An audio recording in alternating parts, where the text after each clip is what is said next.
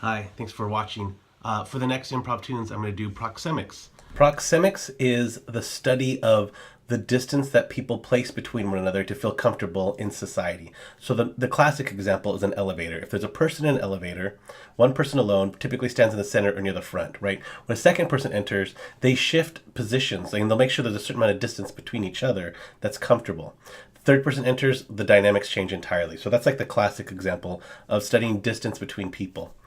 Let's talk about it in an improv show. Okay, one move that I see insecure or newer improvisers make is, let's say that Blue walks on stage and they're either the more experienced improviser, but they could be a new improviser too, and Orange walks on stage as the inexperienced or insecure improviser. What I see a lot are scenes where wherever Blue goes, if Blue goes downstage, if Blue goes upstage, Orange is right next to them, sometimes like clinging on their arm or holding onto them and just pursuing them all over the stage. A lot of times when you ask them, they'll say, well, it was a character choice. My character just really wanted to be with that other character.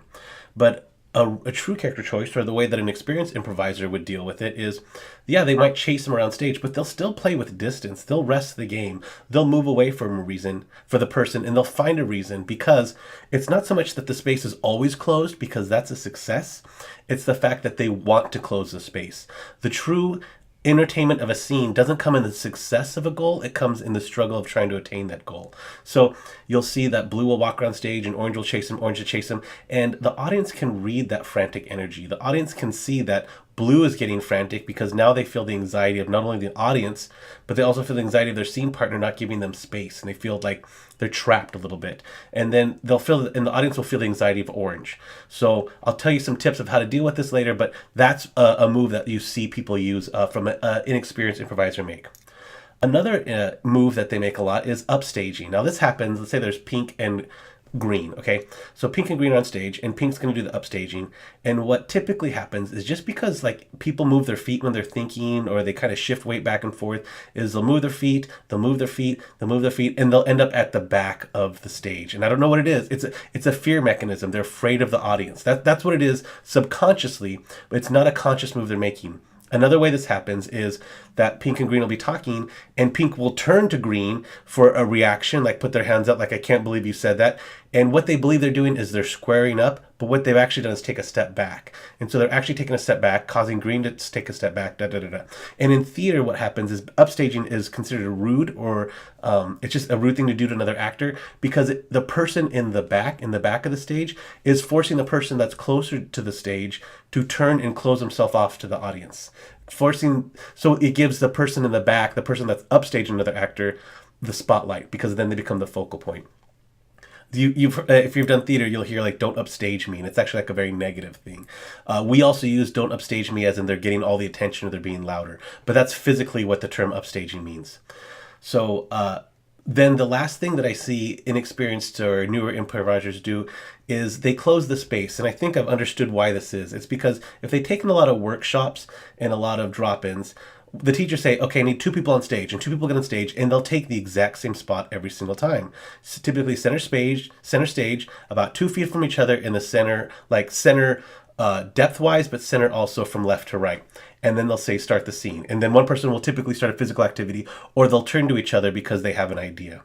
Now improv is a lot of training instincts. And what this slowly over time trains your players to do is, that's how scenes start, because that's how they comfortably start good scenes. It gets entrenched in them. It gets entrenched in their instincts. And so when shows happen, let's say there's a full-length show going on and someone does a sweep edit, the 2 players rush as fast as possible to get that same distance that they've practiced in every rehearsal, every workshop, every class they've taken, and then it becomes 2 people sitting or standing, but at that same distance, and every scene looks like a cookie cutter of the scene before it. So here's some tips on how to relinquish all 3 of those, because a lot of those decisions are made in respect to our partner, thinking that we're helping our partner out, or that we're making a choice for ourselves, right? So when you enter the stage, there's a couple things that I would say to my team. One thing is use the energy of use the existing energy. So for example, I'm okay with the stage being blank for a while. Like I'm a performer that, like, if the stage is edited and there's a blank stage, acknowledge as a performer quickly that you as a performer, that the stage is blank and that the audience feels like the stage is blank, and use that. Start sneaking on stage. Start having someone trepidatiously enter stage, start making sounds. Like, that is part of your show now. So don't feel like when there's an edit that you must quickly hit your mark. There is no such thing as that mark in improv. It's something that's been embedded inside you. So it's okay to have an empty stage for a second. It's okay to have one person on stage first and they're doing their own thing, and then have someone slowly join them. Don't feel like the mechanism is two people need to be on stage to start that scene. Because like I practice in my team, sometimes a scene has 5 or 6 people start off on stage.